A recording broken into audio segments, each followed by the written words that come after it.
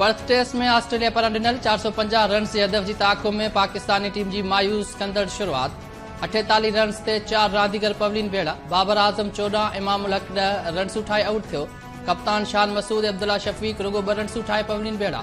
Taste जी चौथे ॾींहुं Australia ॿी इनिंग 233 रन्स ते डिक्लेयर करे पाकिस्तान खे मैच खटण लाइ 450 रन्स जो हदफ़ ॾिनो। कैंगरोज़ पारां Usman Khawaja 90, Mitchell Marsh 63 runs उठाए नुमाया रहिया। ॿी इनिंग में खुरम शहज़ाद 3 रांदीगरनि खे आउट कयो। शाहीन शाह आफरीदी ऐं आमिर जमाल 1 विकेट वरिती।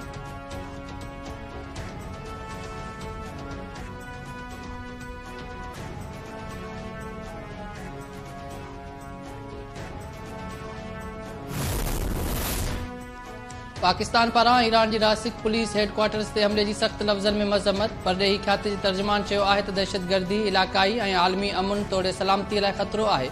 दहशतगर्दीअ जो बतरफ़ी ऐं इलाक़ाई सहकार सां मुक़ाबिलो करण जी ज़रूरत आहे। 15 डिसंबर ते ईरान जी रासिक टाउन में पुलिस हेडक्वार्टर्स ते हमले में 11 ॼणा मारिजी विया हुआ।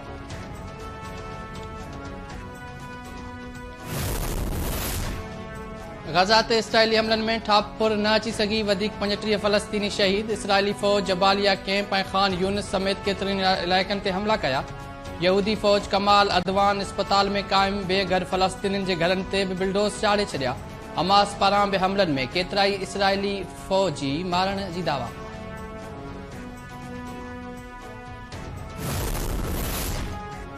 आम चूंड लाइ डिस्ट्रिक्ट रिटर्निंग ऐं रिटर्निंग ऑफिसरनि जी ट्रेनिंग अॼु खां शुरू। इलेक्शन कमीशन सुप्रीम कोर्ट जी हुकुम जी रोशनीअ में डीआरओज़ ऐं आरओज़ जी ट्रेनिंग बहाल करे छॾी। रिटर्निंग ऑफिसरनि जी ट्रेनिंग सुभाणे ताईं जारी रहंदी। डीआरओज़ जी ट्रेनिंग वारो अमल 19 डिसंबर ते शुरू थींदो।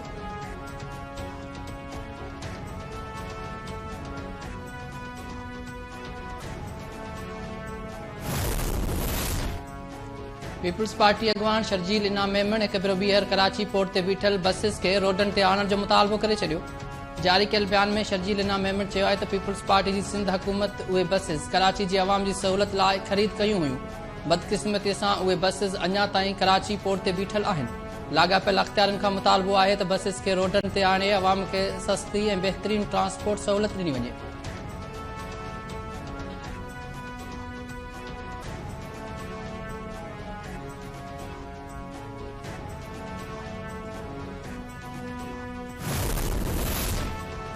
कानपुर वेझो ॻोठ में फसल जी भेल तां 2 धुरियुनि में झेड़ो, नौजवान क़तल। ॻोठ फज़ली सब्ज़ोई में गोलियूं लॻण सबबि 18 वरनि जो ग़ुलाम शबीर सब्ज़ोई मारिजी वियो, 2 ॼणा ज़ख़्मी। मक़तूल जे वारसनि मूजिबि चोपाई माल फसल में पवण तां बिरादरी जे माण्हुनि नौजवान खे क़तल कयो आहे।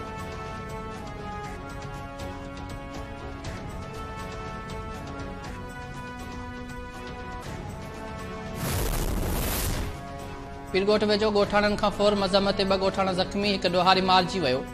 पीर परियो वटि हथियारबंदनि सब्ज़ी खणी वेंदड़नि खां फुरलुट कई। मज़म्मत ॻोठाणे फ़क़ीर ऐं नियामतुल्ला कटमर खे ज़ख़्मी कयो वियो। पुलिस पारां फुर कंदड़ ॾोहारियुनि सां मुक़ाबले बादि 1 मुबैना ॾोहारीअ खे मारण जी दावा।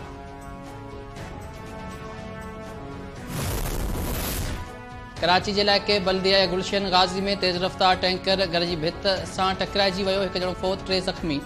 फ़ौती जो लाश ज़ख़्मियुनि खे अस्पताल मुंतक़िल कयो वियो। टैंकर ड्राइवर मौक़े तां फ़रार, घर खे बि नुक़सानु पहुतो।